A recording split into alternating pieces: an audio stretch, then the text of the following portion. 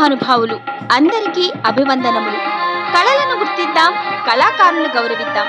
మట్టిలో మాణిక్యాల పరిచయ వేదిక, పల్లె పాటల పరిమళ వీచిక అంటూ మరుగున పడిన మట్టిలో మాణిక్యాల వంటి తెలుగు కళాకారులు ఎక్కడున్నా కళాన్వేషణ చేస్తూ వారి కళా విశేషాలను, వైభవాలను ప్రపంచానికి పరిచయం చేస్తున్నది మన తేనె తెలుగు ఛానల్.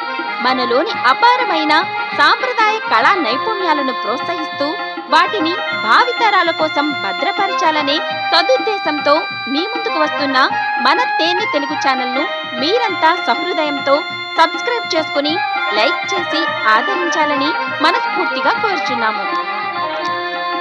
ఇట్లు మీ అందరి అభిమాన ఛానల్ తేనె తెలుగు ఛానల్.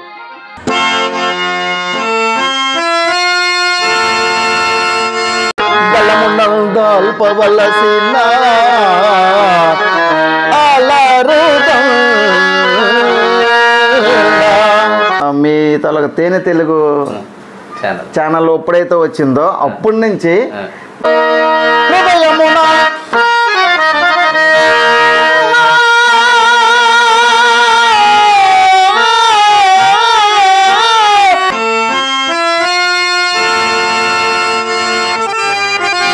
తేనె తెలుగు యూట్యూబ్ ప్రేక్షకులకు స్వాగతం, సుస్వాగతం. మరి ఈరోజు మన కళాభిషేకంలో ముఖ్య అతిథి మంచి కళాకారుడు, సీనియర్ నటులు అయినటువంటి పెద్దలు మన ముందున్నారు. వారి ద్వారా ఈ కళాభిషేకాన్ని మీ ముందుకు తీసుకొస్తున్నాం.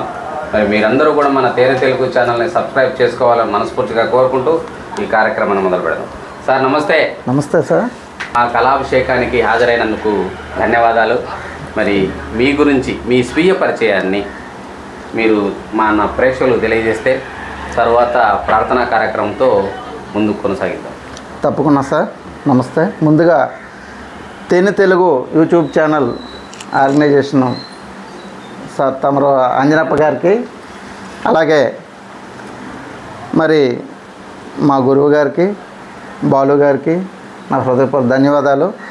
మరి నాది విజయనగరం జిల్లా మెంటాడ మండలం తమ్మిరాజుపేట గ్రామం సార్. మరి మాది విజయనగరం జిల్లాకి కొద్దిగా ట్రైబల్ ఏరియాలో మా చిన్న విలేజ్. నా పేరు శ్రీనివాసరావు, చొక్కాకు శ్రీనివాసరావు. మా అమ్మ నాన్న పేరు రామకృష్ణ, కృష్ణమ్మ. నేను ఆఖరివాడిని. 2 అన్నదమ్ములం, 2 అక్క చెల్లెళ్ళు. నేను ఆఖరివాడిని. మరి ఈ కార్యక్రమాన్ని ఒక ప్రార్థనతో మొదలు పెడదాం సార్. ఓకే, తప్పనిసరిగా సార్.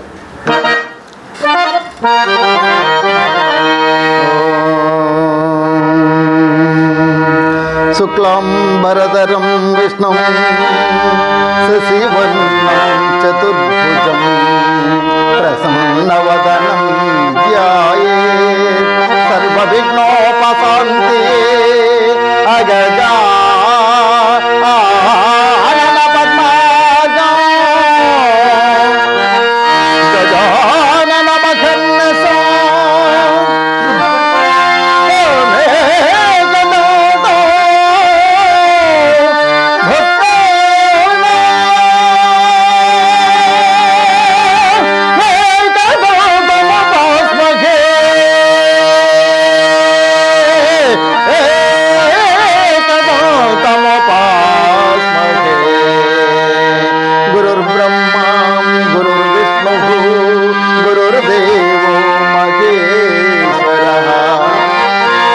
సాక్షాత్ పరబ్రహ్మ తస్మై శ్రీ గురవే నమః. తస్మై శ్రీ గురవే నమః. తస్మై శ్రీ గురవే నమః.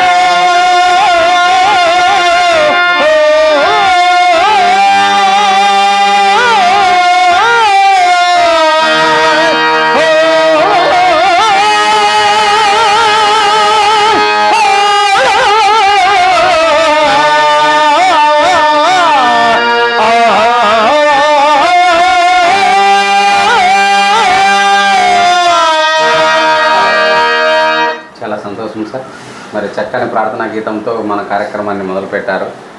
మరి మీరు ఈ కళారంగంలోకి ఎట్లా వచ్చినారంటారు? నాకు కళారంగం అంటే ఏం తెలియదు సార్. అయితే ఒకప్పుడు మా నాన్నగారు మేము చిన్నతనంలో మా నాన్నగారు కళాకారుడు. అర్జునుడు పాత్ర వేసేవారు. ఇప్పుడు కూడా మా నాన్నగారు కళాకారులు పెన్షన్ తీసుకుంటున్నారు, ఉన్నారు.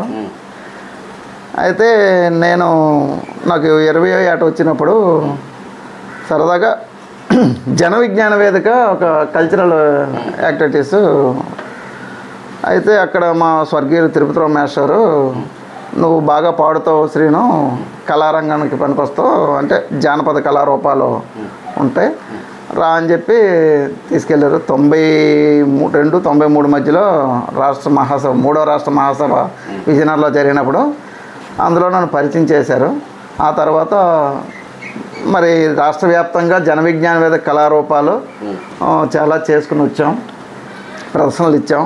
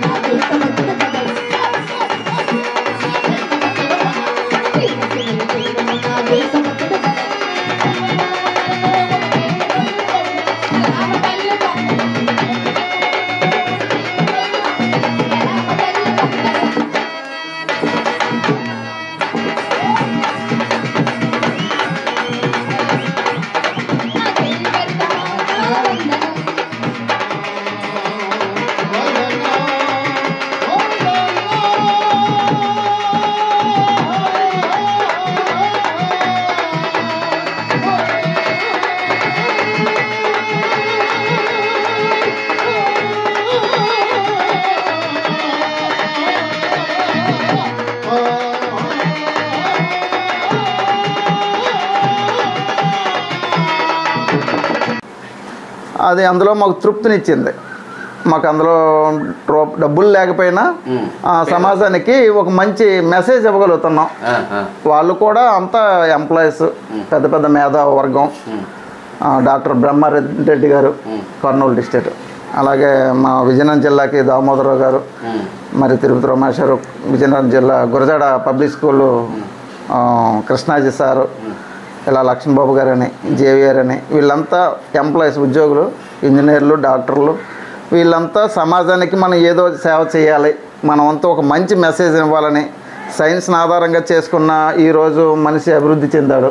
ఆ సైన్స్ని వెనక్కి పెట్టి మూఢనమ్మకాలు దృష్టి మనుషులు మారుతుంటారు కాబట్టి వాళ్ళని అటునుంచి ఇటు సైన్స్ ఆధారంగా మనం ఎలా అభివృద్ధి చెందాము అన్న దశలో వీళ్ళు అంతా పగలంతా ఉద్యోగాలు చేసుకున్న సాయంత్రం కళారూపాలు గ్రామాల్లో ప్రదర్శన తీసుకెళ్ళేవారు.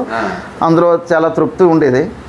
తర్వాత మెంటాడ్లో బుర్రకథ కళారూపం నేర్చుకోవాలని డొంకాడ లక్ష్మణరావు మాస్టర్ హిందీ మాస్టర్ ఇందాక ఆయన ప్రస్థానం చేశారు.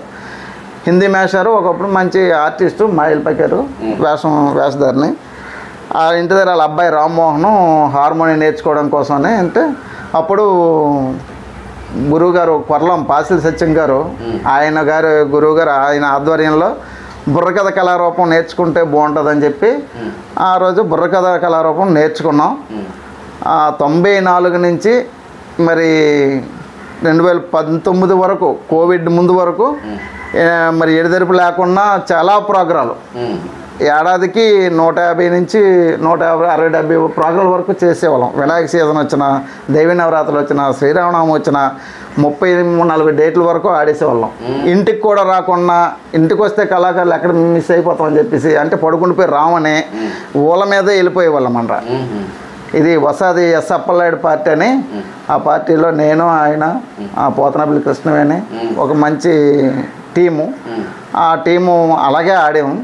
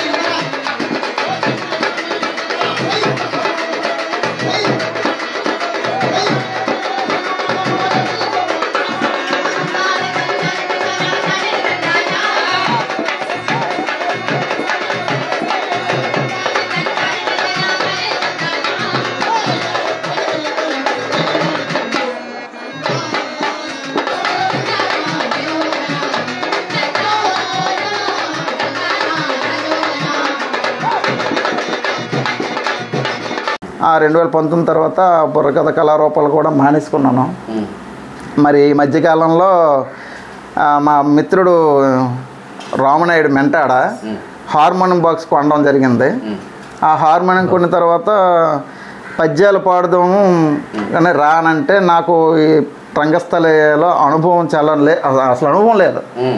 ఏదో బుర్రకథ ఆడుతూ పాడుతూ సరదాగా ఏదో అలా అయిపోయి కాలక్షేపం చేస్తాం. అయితే రంగస్థలం మీద నాకు అవగాహన లేదు. అయితే 2-3 గురువుగారులు వచ్చారు, పాడమన్నారు. నాకు వచ్చిన 1-2 పద్యాలు పాడితే అవి ఆయనకి నేను పాడేది అర్థం కాదు, ఆయన వాయించేది నాకు అర్థమయ్యేది కాదు. అయితే అప్పుడు ఈ మన బుడతనపల్లి గురువుగారిని లోకిరెడ్డి కృష్ణమూర్తి గారిని తీసుకురావడం జరిగింది. అప్పుడు ఆయన చేతుల మీదుగా అవలేలుగా 4-5 పద్యాలు పాడగలిగాను. బాగుంది, ఈయనైతే నేను నేర్చుకుంటాను అని చెప్పి ఆయన అనడంతో ఆయన కూడా దానికి అంగీకరించి డబ్బులతో ఏముంది మీరు నేర్చుకుంటే నేను నిన్ను 2 నెలల్లో స్టేజ్ ఎక్కిస్తాను అని నాకు భరోసా ఇవ్వడం. అయితే బాగానే ఉందని చెప్పేసి అప్పటికి నాకు అసలు పద్యం అనేది 3-4 పద్యాలు బుర్రకథలో ఇప్పుడు సెంటర్ పద్యాలు పాడమంటే పాడేవాడిని. ఆ తర్వాత ఈయన వచ్చిన తర్వాత అవలేలుగా పద్యాలు పాడడం జరిగింది. మా ఊరు అమ్మవారు ఎల్లమాంబ అమ్మవారి జాతరలో మరి 2 నెలలకే స్టేజ్ ఎక్కి సత్య హరిశ్చంద్ర వారణాసి చాలా ధైర్యం చేసి మరి ముందుకెళ్ళాం. అలాగే సక్సెస్ అయింది కూడా. ఇప్పటికి 5 ప్రదర్శనలు ఇచ్చామంటే ఈ ముందు మరి ఇంకా ప్రాక్టీస్ చేయాలంటే మా ప్రేక్షకుల కోసం ఒక మంచి పద్యాన్ని తప్పనిసరిగా సార్.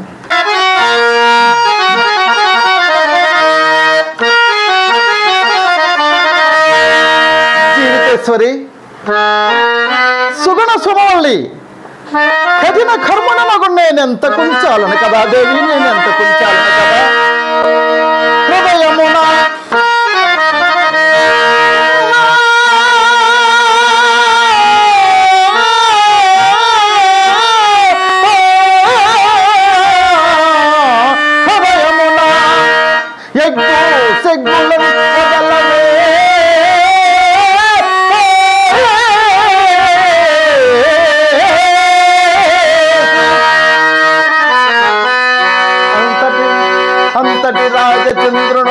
పద్మజ వైఖకుబంత కాంత విశ్రాంత యశో విశాలు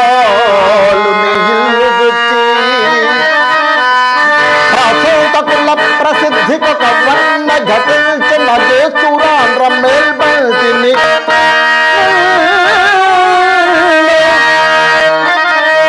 నా హృదయమున ఎక్కువ సిక్కులు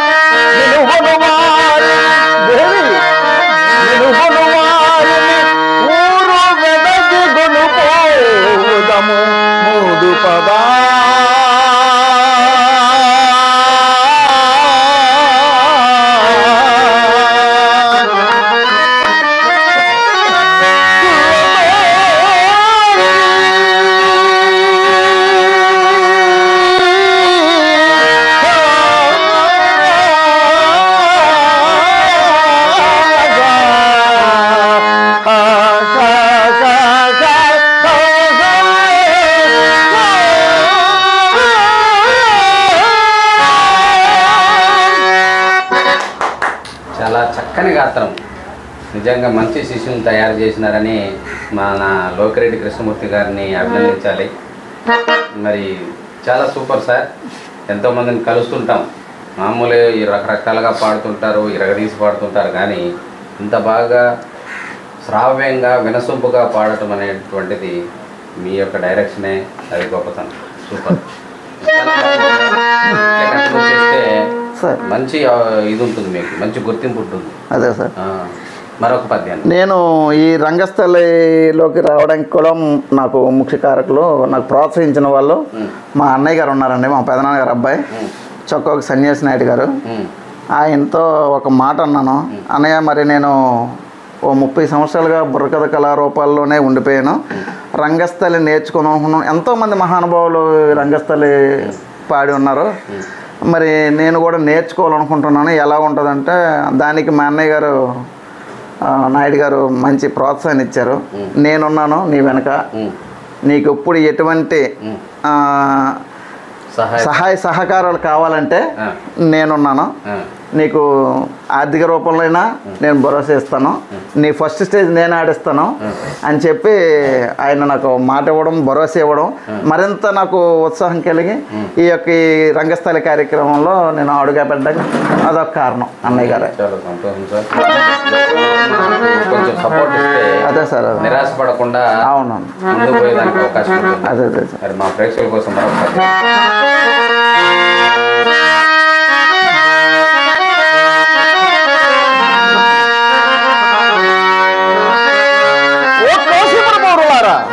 మరియు నువ్వు భాగ్యవంతురారా, ఈ యమ గుణగణములు ఎట్టివనినా గుణములతో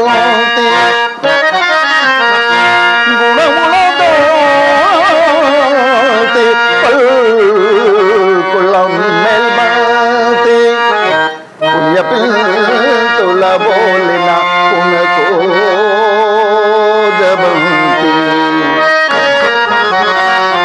అన్నుల తలకట్టుల యందు,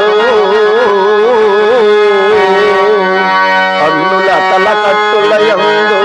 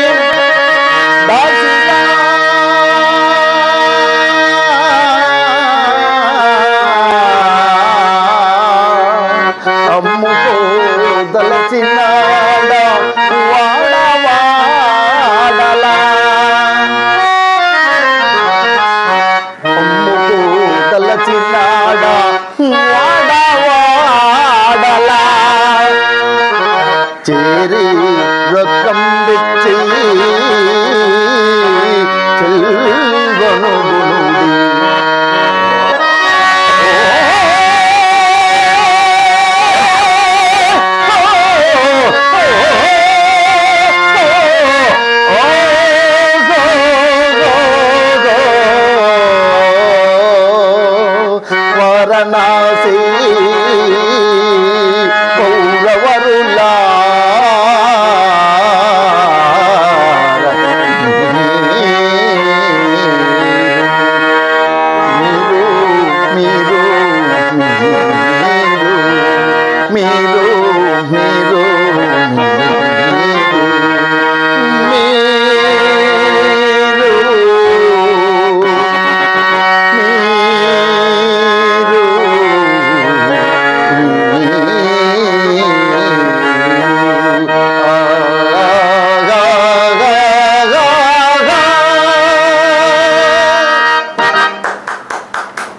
మీరు పాడితే ఇంకా పాడతాడేమో అనేటువంటి ఎదురుచూపు నాకైతే కలిగింది. మరి ప్రేక్షకులు కూడా కలుగుతుంటుంది అని నా ఆలోచన, నా భావన.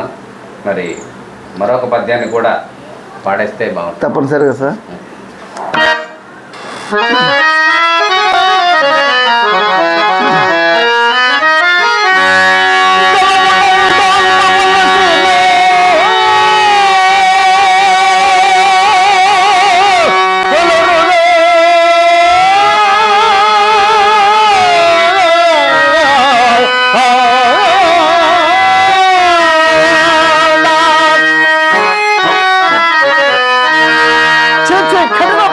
చంద్ర నిక్కముగా నీవు కిరాతులకు జన్మింపవలసిన వాడవే, కిరాతులకు జన్మింపవలసిన వాడవు. గల్లమునందల్పవలసిన అలరుదండ గల్లమునందల్పవలసిన అలరుదండ మద్దన కుప్పించు భంగిగాగా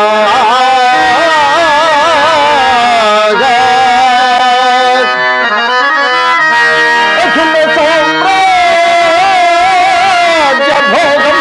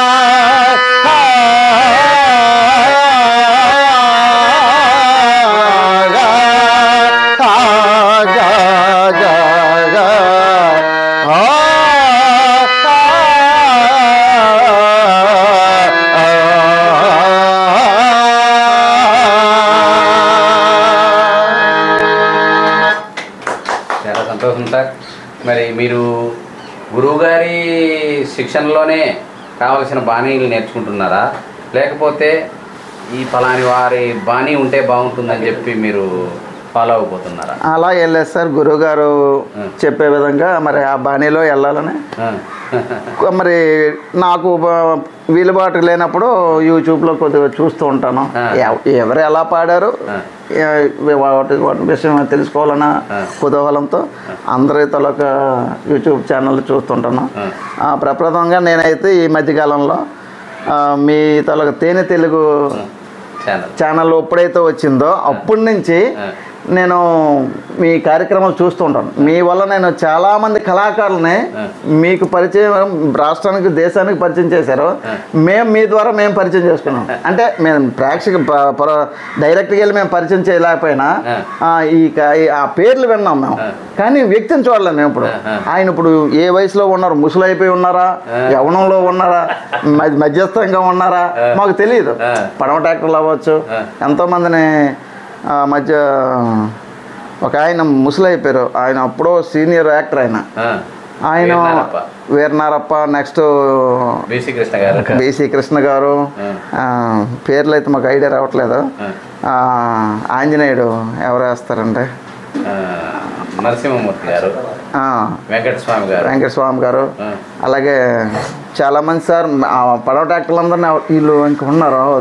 మంచిదే. ఇలాంటి కళాకారులను మనం వాళ్ళని ఆదర్శంగా తీసుకొని ముందుకెళ్ళాలా. వాళ్ళు అప్పుడులో ఒక వెలిగారు. అప్పుడు జనాలకి ఆదరణ ఉండేది, ఇప్పుడు ఆదరణ లేదు. అయినా దీనివల్ల పద్య నాటకాలు ఉన్నా లేకపోయినా పద్యం అనేది పాడడం వల్ల మనకు ఆరోగ్యం కూడా, గుండెకి గొంతుకి మనకు వ్యాయామం కూడా. అందుకని మన వారంకోసారి నెలకోసారి మరి మా గురువు గారి దగ్గరికి ఎలాగ వెళ్తుంటాం. శివకోమల రాజకీయ శివస్వామి గారు ఉన్నారు కదా, ఆయన దగ్గరికి వెళ్తాం. అక్కడ 1 గంట 2 గంటలు ప్రాక్టీస్ చేస్తుంటాం. ఇలా మరి మీ తేనె తెలుగు ఛానల్ మాత్రం మేము చూస్తూ ఉంటాం. Thank you sir, thank you. చూస్తూ ఉండండి. 10 మందికి ఈ మన ఛానల్ గురించి ఆ లింకులు కానీ ఇట్లా తప్పనిసరిగా మనకు సపోర్ట్ చేయండి. తప్పనిసరిగా సార్. మీ ఇంట్లో మీకు మీ కుటుంబ సభ్యుల నుంచి ఎటువంటి సహాయ సహకారాలు ఉన్నాయంటారు? నా కుటుంబంలో అయితే మా అమ్మ నాన్నగారు చాలా హ్యాపీగా ఫీల్ అవుతారు కళారంగంలో. నెక్స్ట్ మా మిస్సెస్, మా భార్య, మా ఆవిడైతే మరి నేను ఎక్కడికి వెళ్ళినా, ఏ అర్ధరాత్రి వచ్చినా, ఎప్పుడు వచ్చినా, వారం రోజులు రాకపోయినా ఫలానా కళారూపం ఫలానా దగ్గరికి వెళ్తానంటే 100 రూపాయలు నా జోబులో ఉండాలంటే మరొక 200 ఇంట్లో ఉంటే అవి కూడా నా జోబులో పెట్టి పంపిస్తారు అన్నమాట. ఇంట్లో ఉన్న డబ్బులు కూడా తీసి నా జోబులో పెడతారు. తక్కువ వస్తాయేమని, ఎక్కడ మళ్ళీ నేను ఇబ్బంది పడతాను మధ్యలో అని చెప్పి. నాకు 2 అబ్బాయిలండి. పిల్లలిద్దరూ సెటిల్ అయ్యారు. చిన్నోడు ఇంకా సెటిల్ అవ్వాలి, పెద్ద అబ్బాయి సెటిల్ అయ్యాడు. వృత్తిరీత్యా నేను ఆటో డ్రైవర్ని సార్. వ్యవసాయం ఉంది, కొద్దిగా వ్యవసాయం కూడా చేసుకుంటున్నాం. సార్ మీలాంటి వాళ్ళు ఎంత మాట్లాడినా కూడా మాకు ఒక ఇంకా ఏం మాట్లాడతారు అనేటువంటి ఒక ఆతృత, ఇంట్రెస్ట్ కలుగుతుంది.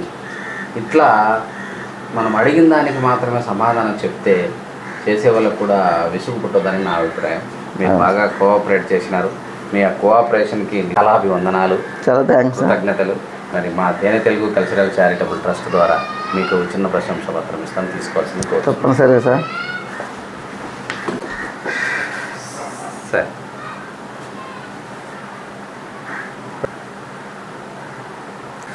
ఓకే.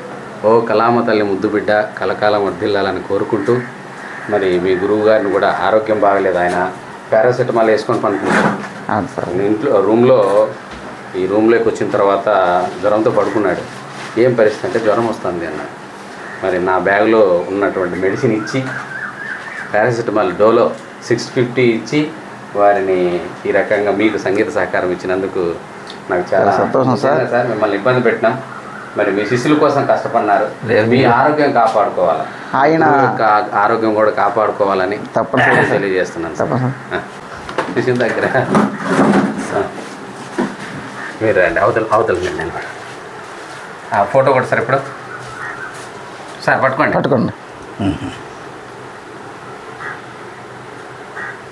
ఓకేనా? Thank you sir.